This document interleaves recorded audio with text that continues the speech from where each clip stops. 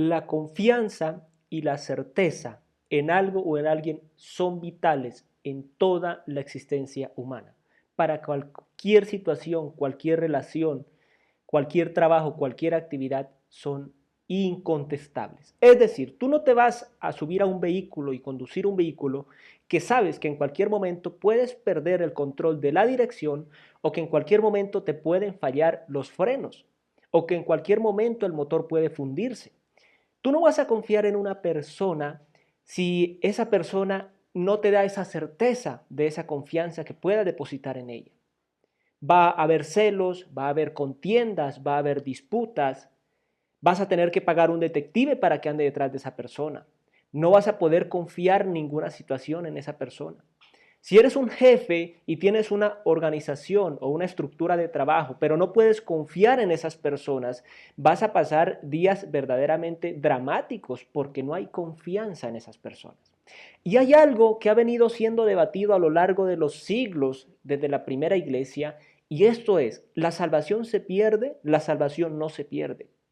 Y aquí tenemos que tener cuidado. Esta fácilmente puede ser una de las enseñanzas más importantes de las decenas de enseñanzas que están en el canal El Mensaje a la Odisea de YouTube acerca de esta realidad, porque debemos tener una certeza de sí o sí no. ¿Por qué? Porque si sabes que la salvación se pierde, entonces vas a tener la certeza de qué hacer para que no se pierda. Si sabes que no se pierde, vas a entender y vas a aprender y estudiar e investigar qué se tiene que hacer para tenerla, porque como no se pierde, necesitas saber si la tienes o no la tienes. Y es importantísima esta enseñanza, por lo cual yo te invito que le des me gusta a este video, que comentes, te suscribas y lo compartas para muchas personas que puedan tener claridad. Porque cuando no hay certeza, vuelvo y lo digo, la vida se convierte en un vaivén, como una ola del mar que va y viene, que es y que no es. Y eso realmente es una vida lamentable, porque no hay una certeza, no hay una confianza, una fidelidad, sino que vive uno en una zozobra constante, como que a qué momento va a llegar el ladrón, como que a qué momento me van a atacar, como que a qué momento me van a robar, como que estoy ahí en una situación en la cual no hay paz y eso es una vida realmente lamentable. Así que vamos a dar claridad total, estructural y doctrinal a esta enseñanza para que tengamos una base firme y sólida y podamos seguir avanzando. Les doy la cordial bienvenida, ya comenzamos.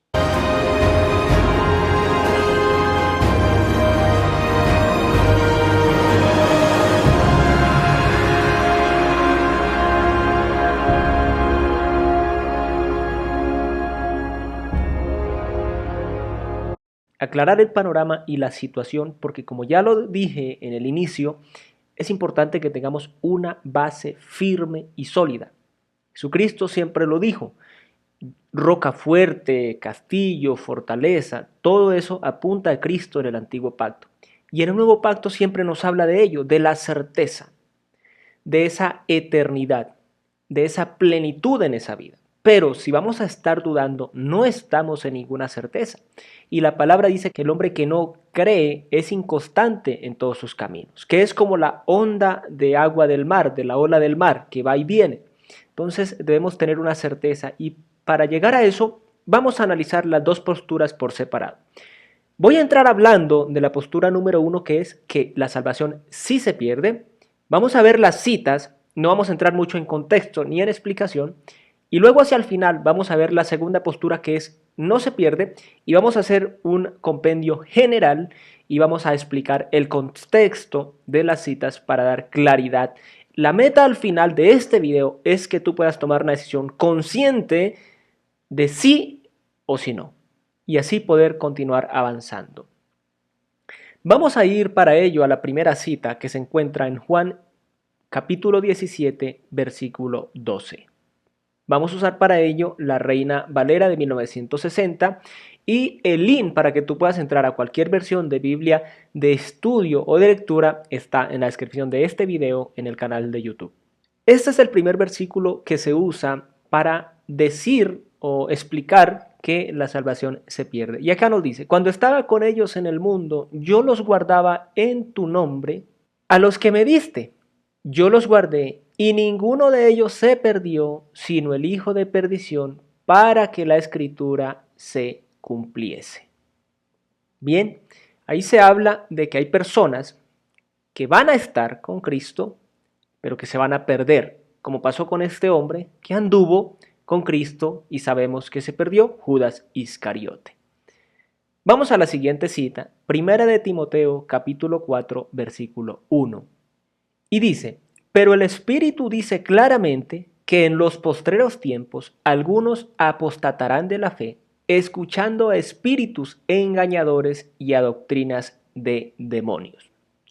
Este versículo también se usa para decir que vendrá el tiempo cuando algunos saldrán de la fe, o sea, como que están en la fe y luego salen de la fe, queriendo decir básicamente que estaban salvos, pero cayeron de la salvación. Vamos a ir a la siguiente cita que está aquí mismo, Timoteo capítulo 5, versículo 12 y versículo 15. Y dice, incurriendo así en condenación por haber quebrantado su primera fe. Dan a entender que el texto está diciendo que estaban en una fe y la quebrantaron. Por lo tanto, incurren en condenación. Versículo 15 dice, porque ya algunas se han apartado en pos de Satanás. Usan también este versículo para decir que estaban en Cristo, pero se apartaron para seguir a Satanás, o sea, cayeron de la salvación. Hebreos 6:4 es otra cita y dice lo siguiente, porque es imposible que los que una vez fueron iluminados y gustaron del don celestial y fueron hechos partícipes del Espíritu Santo, y asimismo gustaron de la buena palabra de Dios y los poderes del siglo venidero, y recayeron, sean otra vez renovados para arrepentimiento, crucificando de nuevo para sí mismos al Hijo de Dios y exponiéndole a vituperio. Básicamente vuelve y se usa este versículo para decir, ok, aquí hay unas personas que estaban, que vieron, que gustaron, que participaron, y ahora han caído y obviamente pues caen en condenación, pierden la salvación. Bien, vamos a otra cita que está acá mismo en Hebreos, capítulo 10, versículo 26 al 27. Y dice lo siguiente, porque si pecaremos voluntariamente, después de haber recibido el conocimiento de la verdad, ya no queda más sacrificio por los pecados, sino una horrenda expectación de juicio y de hervor de fuego que ha de devorar a los adversarios. Vuelve y se usa en el mismo contexto este versículo.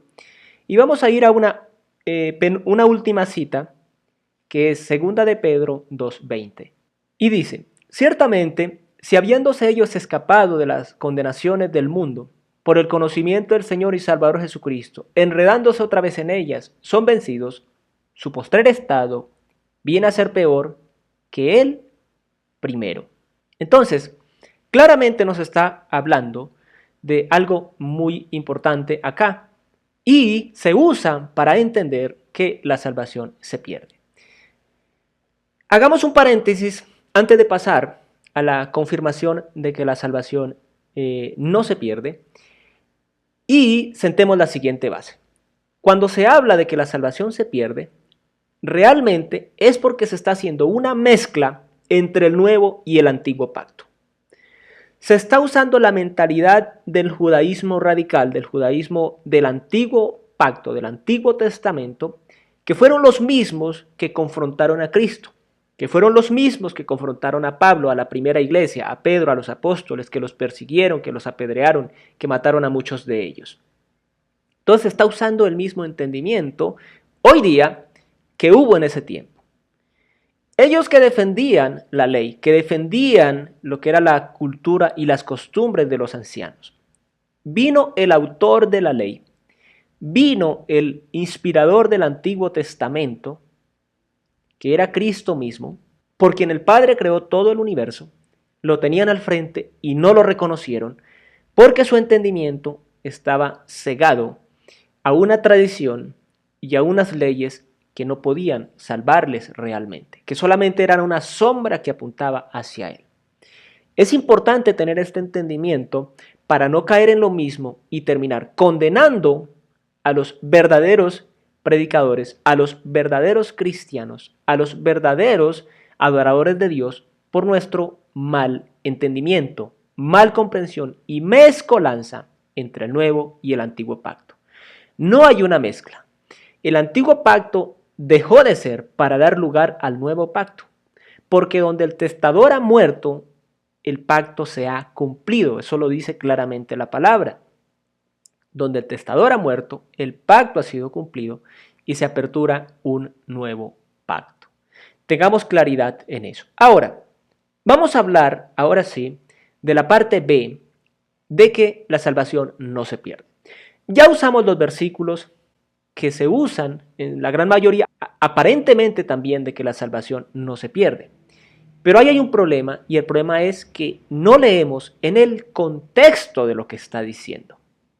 Y aún hoy en día hay personas que dan un discurso de media hora, de 40 minutos, y alguien va y toma una parte de ese discurso de 1 minuto, de 30 segundos, y pervierte totalmente el verdadero discurso.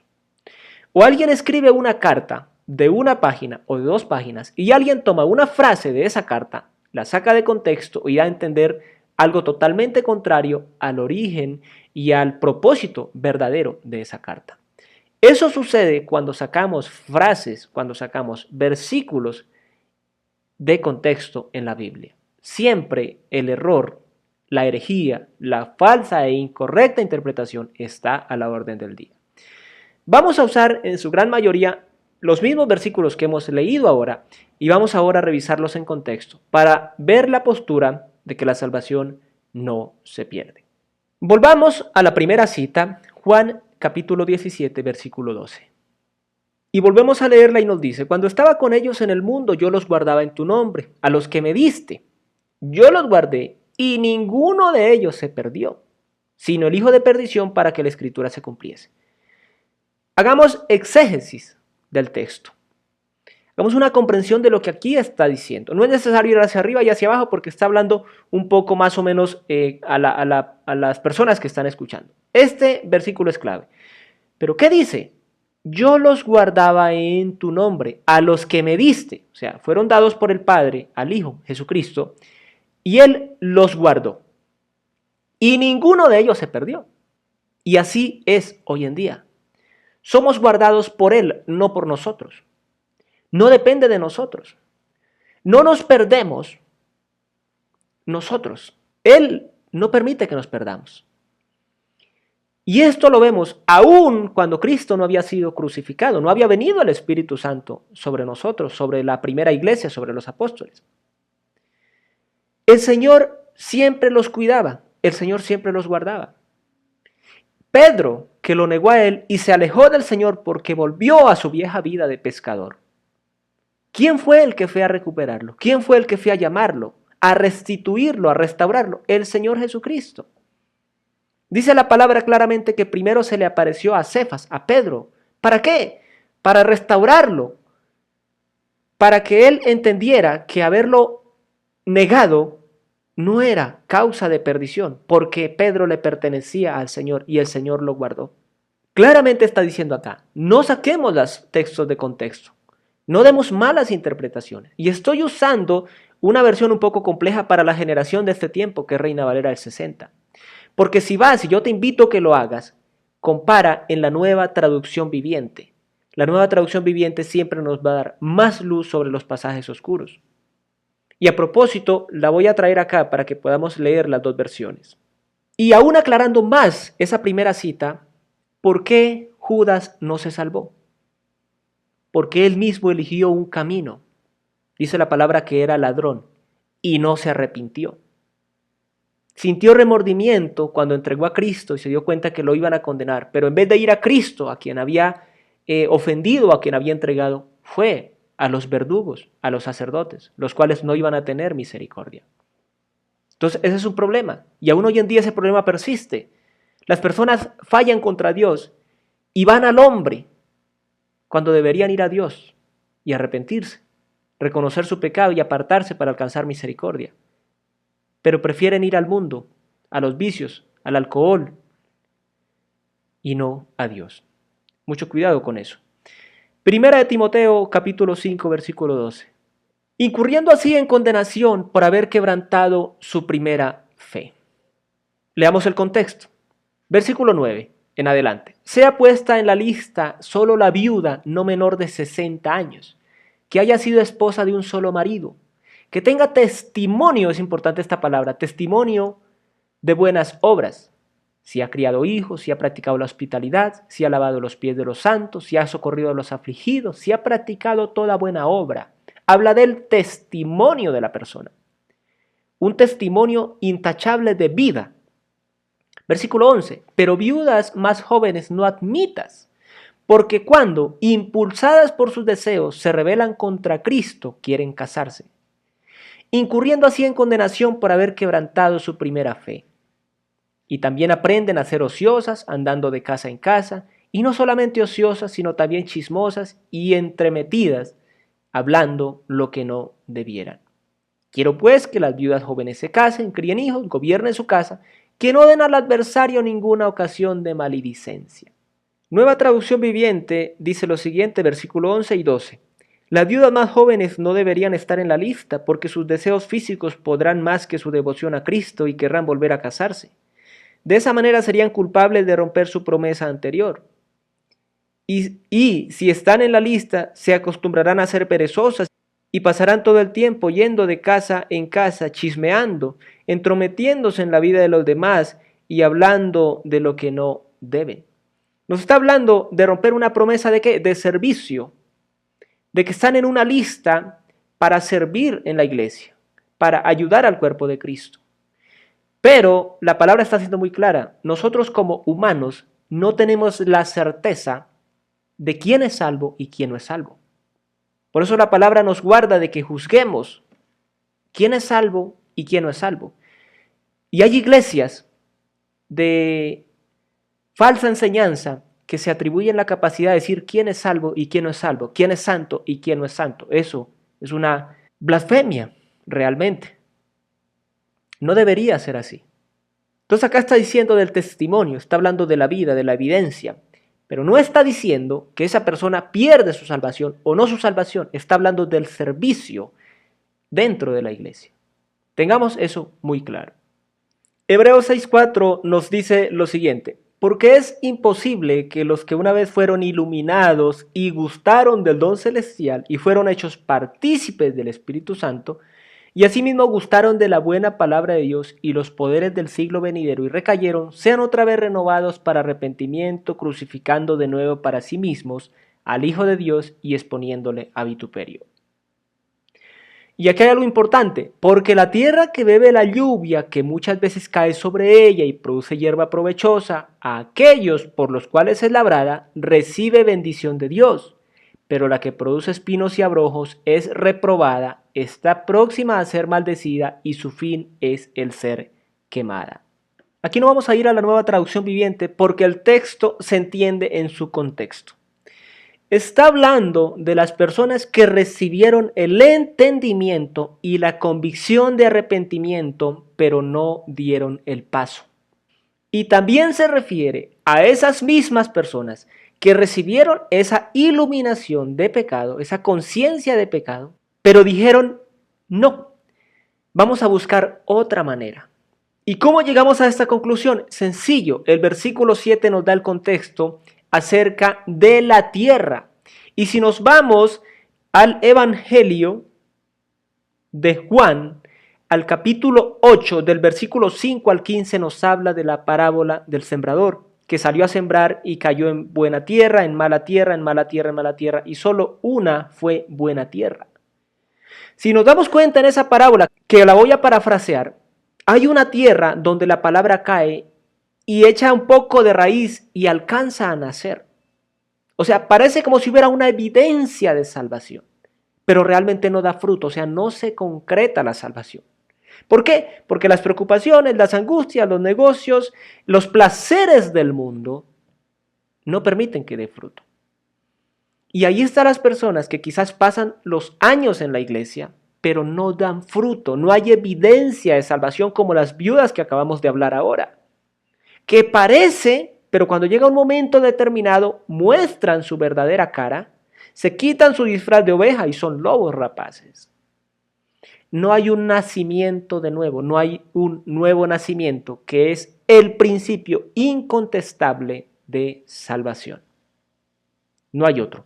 No es una oración de fe, no es llorar, no es ayunar, no es estudiar la Biblia, no es orar, no es hacer vigilias.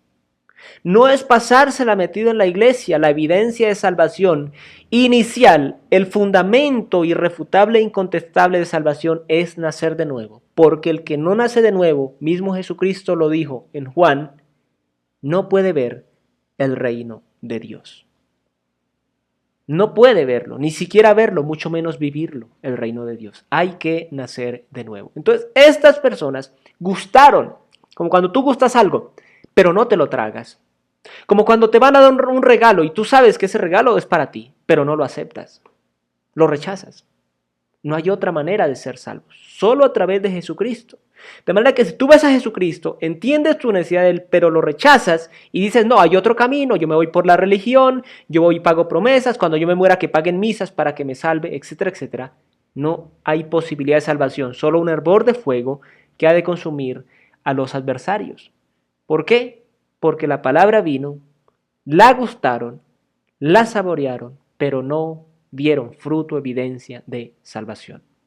La cita que más me han referido para hablar de que la salvación se pierde, y por mucho es esta cita a la que más me han referido, es Hebreos 10, versículo 26 al 27, y dice lo siguiente. Porque si pecaremos voluntariamente después de haber recibido el conocimiento de la verdad, ya no queda más sacrificio por los pecados, sino una horrenda expectación de juicio y de hervor de fuego que ha de devorar a los adversarios. Y aquí está la explicación clara. Recibir el conocimiento de la verdad, lo mismo que hablamos anteriormente, entender la situación. Y el evangelista más grande de los últimos tiempos, Billy Graham, compartía ese testimonio. Hubo una persona que fue a una campaña evangelística, recibió el convencimiento de arrepentimiento en el Espíritu y oró a Dios y le dijo, Señor, si me quitas este convencimiento, esta culpa, esta cosa dentro de mí, nunca más te volveré a molestar. Y el Señor lo hizo. Le quitó la convicción de arrepentimiento por el Espíritu Santo. Y la persona se fue al mundo, hizo sus negocios, era una persona de negocios y toda esta parte. Y en sus últimos años de vida navegó de mar a mar y de costa a costa anduvo buscando esa convicción y nunca la halló. No pudo arrepentirse. Aquí está hablando de eso, recibir el entendimiento y el conocimiento de la verdad. Hay personas, yo he hablado con personas que dicen, yo sé que debo arrepentirme, pero lo haré más adelante. O sea, ya tienen el conocimiento, pero no lo aceptan. Si mueren de manera violenta o trágica, se perdieron, porque no echan mano de la salvación. Y está diciendo lo mismo, ya no queda más sacrificio por los pecados, o sea, no hay otra forma. No se pueden ofrecer corderos, machos cabríos, palominos, no se puede peregrinar, no se puede pagar misas, no se puede rezar, no se puede agarrar al látigo, no se puede perder la vida para ser salvo. No, solamente a través de Cristo, el conocimiento de la verdad. ¿Quién es la verdad? Cristo, el camino, la verdad y la vida.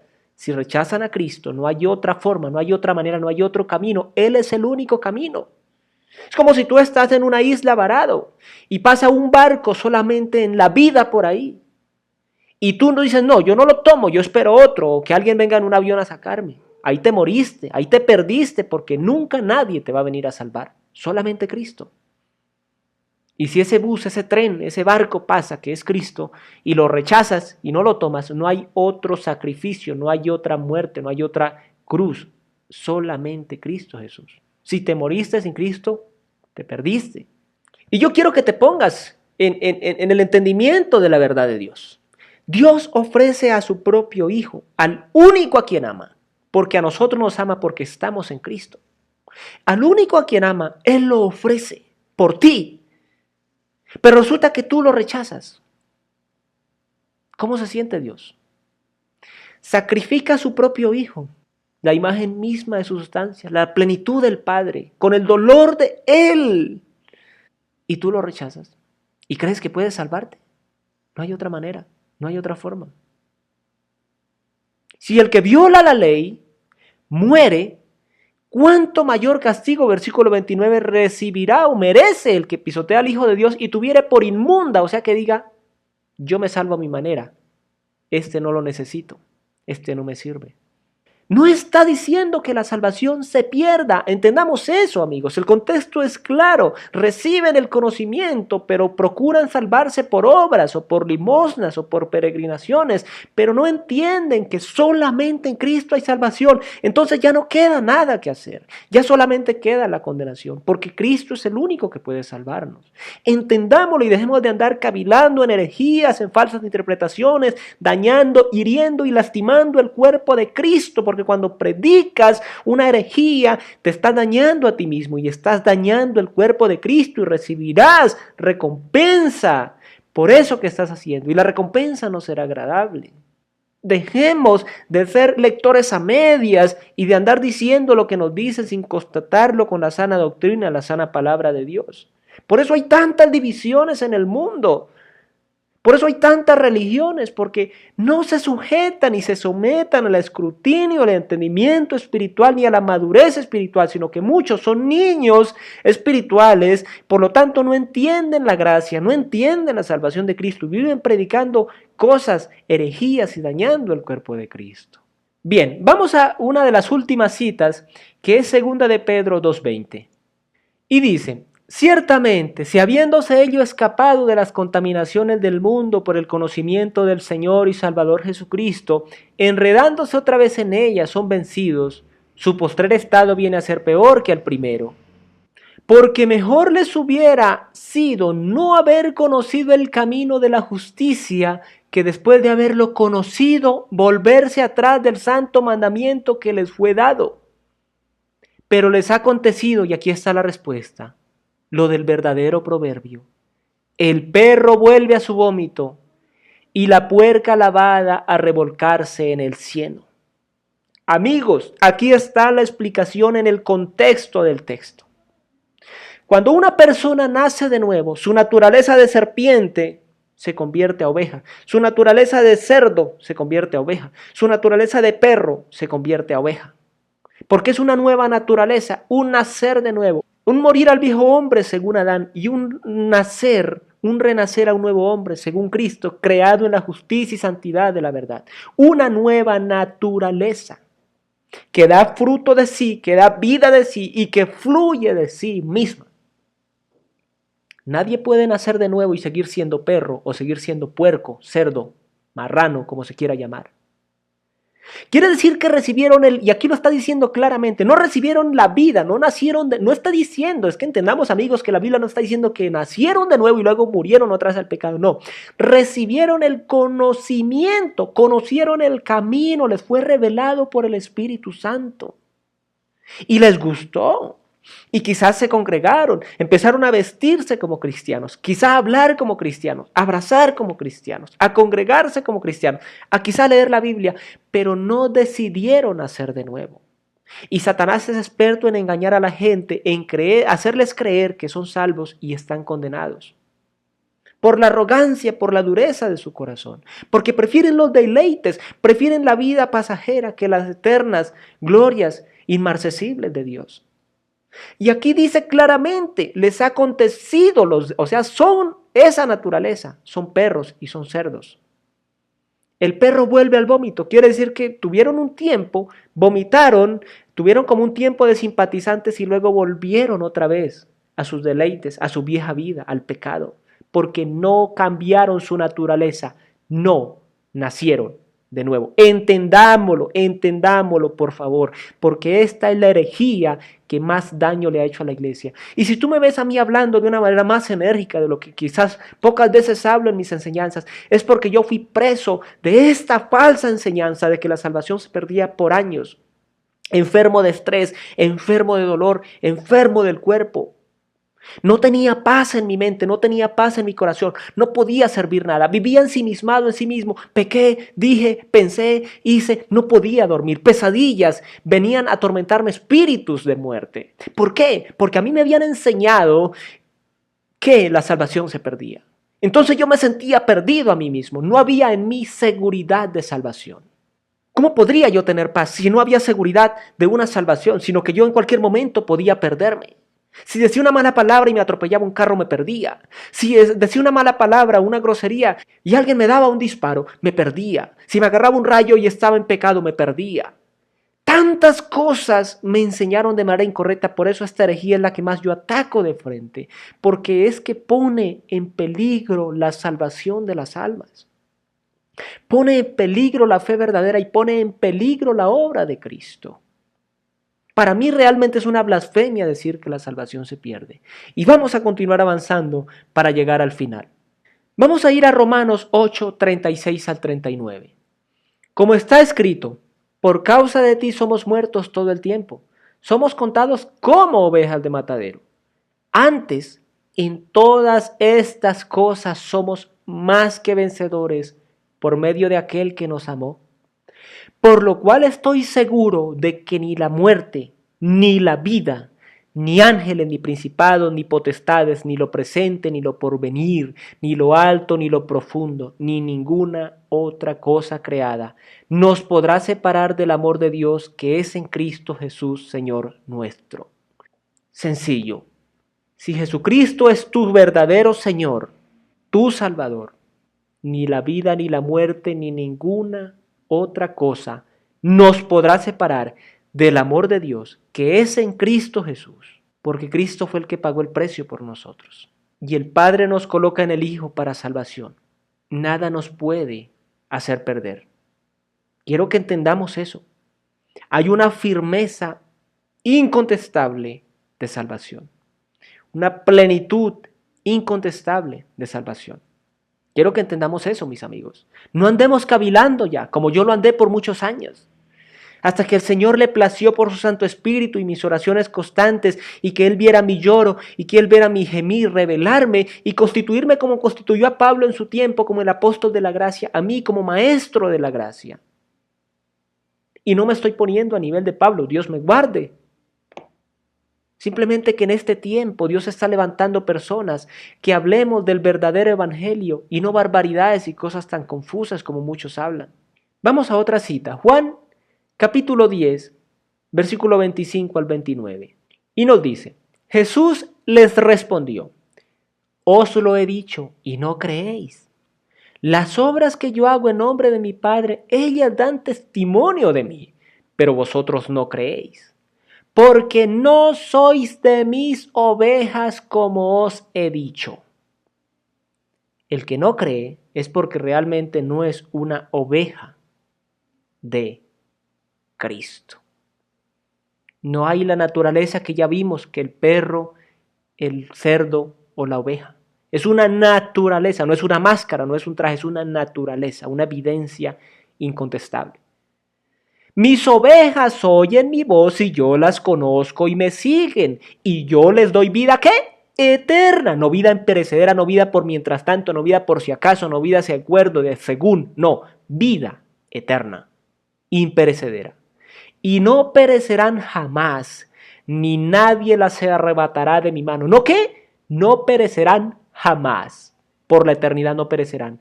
Y nadie las arrebatará de su mano. O sea, nada nos puede separar del amor de Cristo. Mi Padre que me las dio es mayor que todos y nadie las puede arrebatar de la mano de mi Padre. Ya lo vimos en Juan 17:12. Las ovejas que me diste, los que me diste yo los guardé y ninguno se perdió. Y aquí vuelve y lo confirma. Ninguno se puede perder porque está en la mano de Cristo y en la mano del Padre, y el Padre es superior a todos. Y para concluir, vamos a ir a Romanos 6, 1 al 6, que dice, ¿qué pues diremos? ¿Perseveraremos en el pecado para que la gracia abunde? Porque es que esta es una excusa. No podemos hablar de gracia, tenemos que hablar también de ley, porque es que si no la gente va a pecar.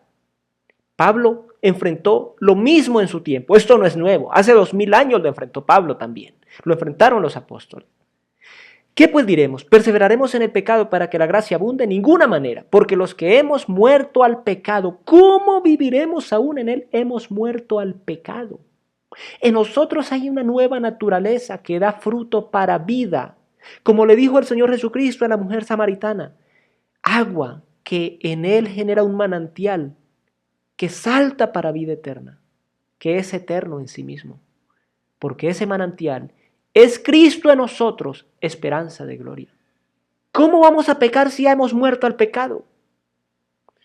Darle de comer a un muerto a ver si come. No come. Ya no puede porque ya está muerto. Nosotros No perseveramos en el pecado porque nuestra naturaleza, según Adán, está crucificada juntamente con Cristo y el hombre espiritual, creado según Dios, en la justicia y santidad de la verdad, no peca. Ok, en este cuerpo físico que no va a heredar la eternidad, hay una batalla todavía, que es la batalla de la mente, porque este cuerpo, antes de arrepentirnos, lo teníamos habituado y acostumbrado al pecado, a los deleites, a los placeres. En este cuerpo queda todavía reminiscencias, cosas de ese pecado, de esa vida pasada. Pero conforme el espíritu, conforme nuestro hombre espiritual, que es Cristo en nosotros, crece, porque nosotros menguamos, crucificados juntamente con Cristo, ese hombre espiritual toma fuerza, poder, controla el alma, las emociones, los pensamientos y luego el cuerpo. Y por eso es que llega un momento en que ir a orar, ir a ayunar, leer la palabra, servir, dar la otra mejilla, es un gusto, porque sabemos que es pasajero. Y habrán cosas que todavía falta por acomodar a lo espiritual a lo espiritual. Pero ya hay una naturaleza en nosotros que nos guía en un camino eterno. Continuemos. Porque los que hemos muerto al pecado, ¿cómo viviremos aún en él? ¿O no sabéis que todos los que hemos sido bautizados en Cristo Jesús, o sea que hemos sido sumergidos en él, en un verdadero convencimiento de su gracia y de su obra finalizada, hemos sido bautizados en su muerte? Porque somos sepultados juntamente con él para muerte por el bautismo, a fin de que como Cristo resucitó de los muertos por la gloria del Padre, así también nosotros andemos en vida nueva. Porque si fuimos plantados juntamente con él en la semejanza de su muerte, así también lo seremos en la de su resurrección, sabiendo esto, que nuestro viejo hombre fue crucificado juntamente con él, para que el cuerpo del pecado sea destruido, a fin de que nos sirvamos más al pecado. La evidencia de la naturaleza de Cristo en nosotros inicia con el nuevo nacimiento, pero luego vienen las obras como consecuencia de ese nuevo nacimiento. El testimonio, la vida de piedad, la vida de justicia, el servicio, el fruto del Espíritu Santo, amor, gozo, paz, paciencia, benignidad, bondad, fe, mansedumbre, templanza, que es superior a la ley de Moisés. Porque es esa naturaleza la que lo produce en nosotros. Es Cristo, no nosotros matándonos, no nosotros dándonos látigo. Cuando menguamos nosotros por estar crucificados juntamente con Cristo, todos los días, ese hombre espiritual crece. Lectura bíblica, oración, vida de piedad, congregación, todo esto son herramientas que ayudan a que esa naturaleza crezca y se manifieste. Pero empieza todo en entender que hemos sido crucificados juntamente con Cristo, que hemos muerto al pecado y que vivimos para Cristo eternamente y para siempre. Y aquí está la naturaleza manifiesta. Un puerco se lava y vuelve a revolcarse en el lodo. Un perro vomita y vuelve otra vez a comerse su vómito. Una oveja puede que tropiece en el lodo, puede que se resbale, pero se siente inmunda, se sacude, se rasca, se quiere quitar toda esa contaminación de encima, porque no es su naturaleza andar llena de lodo y andar comiendo su vómito, no es su naturaleza. Tú no tienes que pararte frente a un árbol de manzano y gritarle que dé fruto. El árbol, por su naturaleza y por su simiente que hay en él, va a dar fruto en su tiempo de manzanas. Pero no puedes pedirle manzanas a un almendro o a un cerezo, porque esa no es su naturaleza. Al árbol da según su naturaleza el fruto. Los que estamos en Cristo damos fruto, evidencia de Cristo en nosotros. Y algo muy importantísimo. Si entendemos que no somos salvos por obras, porque no es por obras para que nadie se gloríe, sino por gracia. Si eso lo entendemos, pero no entendemos que las fallas y las resbaladas y los tropiezos que podamos tener en la vida, esas sí nos hacen perder la salvación. Estamos diciendo que la obra de Cristo es menor que el pecado. Que el pecado está aquí y Cristo está aquí. Porque nuestras buenas obras no nos pueden salvar, pero las malas obras sí nos pueden hacer caer de su gracia. Eso es una blasfemia para el sacrificio de Cristo, en el cual Dios reconcilió todas las cosas consigo mismo. Decir que las obras buenas no me pueden salvar, pero las obras malas sí me pueden hacer perder la salvación. Es una blasfemia al sacrificio de Cristo. Entiendan eso, amigos, hermanos. Entendamos eso. Que Jesucristo fue entregado una vez y para siempre para llevar todos los pecados, no los de aquí hacia atrás, todos los pecados, una vez y para siempre, a quienes hemos creído en Él. Una vez y para siempre. Ya Dios no nos ve a nosotros, mira al Cristo que está en nosotros, justificado, santo y perfecto. Y la naturaleza que hay en nosotros nos guarda de pecar. Y si pecamos, abogado tenemos para con el Padre a Jesucristo el justo, porque ya no comulgamos con el pecado, lo aborrecemos, es inmundo para nosotros, como es inmunda para la oveja estar sucia, porque hay una naturaleza en nosotros que ya no se deleita en el pecado. Amigos, en conclusión, punto final, el último clavo sobre el ataúd de que la salvación se pierde, porque la salvación no se pierde, porque nuestra salvación no somos nosotros, es Cristo y Él vive para siempre. Amén. Nos vemos en un siguiente video. Dios nos ha bendecido eternamente en Cristo Jesús. Adiós.